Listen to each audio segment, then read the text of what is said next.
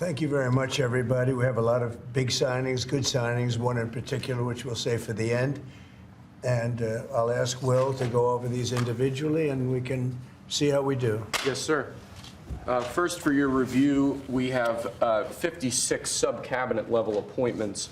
This includes probably most notably 7 ambassador appointments. Those will be the first ambassadors, I believe, that you've transmitted to the Senate.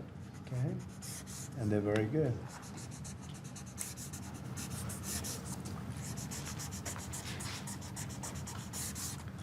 Okay. Thank you, sir.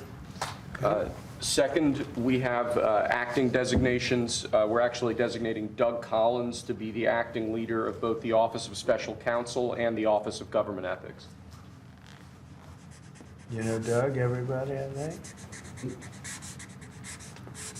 He was in charge of the fake impeachment hearings, remember? That I won very conclusively. Fake charges by the radical left Democrats.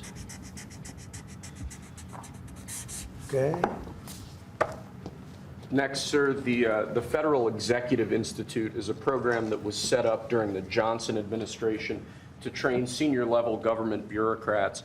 As you've identified repeatedly in the last few years, the senior levels of our federal government are not adequately serving as stewards of taxpayer dollars, so we're recommending zeroing out that program effectively.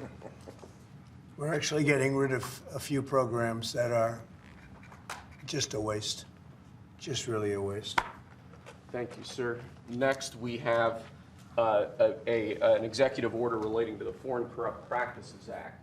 As you've repeatedly identified, the way that this act has been enforced over the years has been devastating to American business opportunities and business competitiveness abroad.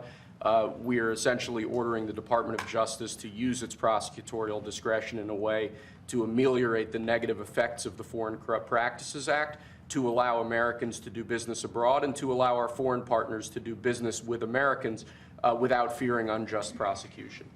And for those of you that know this, it turned out to be, it sounds good on paper, but in practicality, it's a disaster.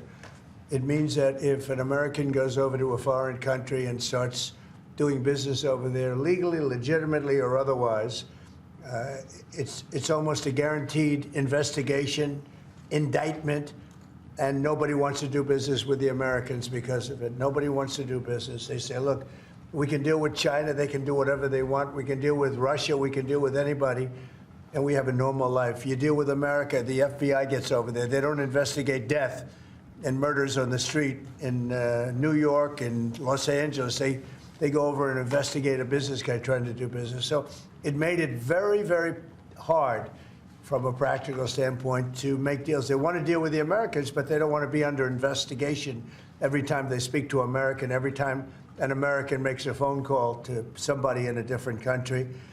It's a disaster for this country. And I guess it was a Jimmy Carter concept, and it sounds so good, but it's so bad. It hurts the country, and many, many deals are unable to be made because of it. Nobody wants to do business because they don't want to feel like every time they pick up a phone, they're going to jail.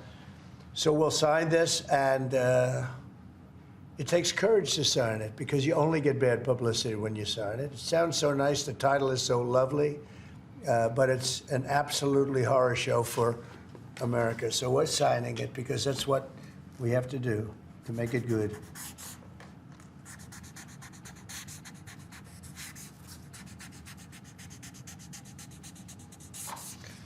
Okay, thank you. It's an important one.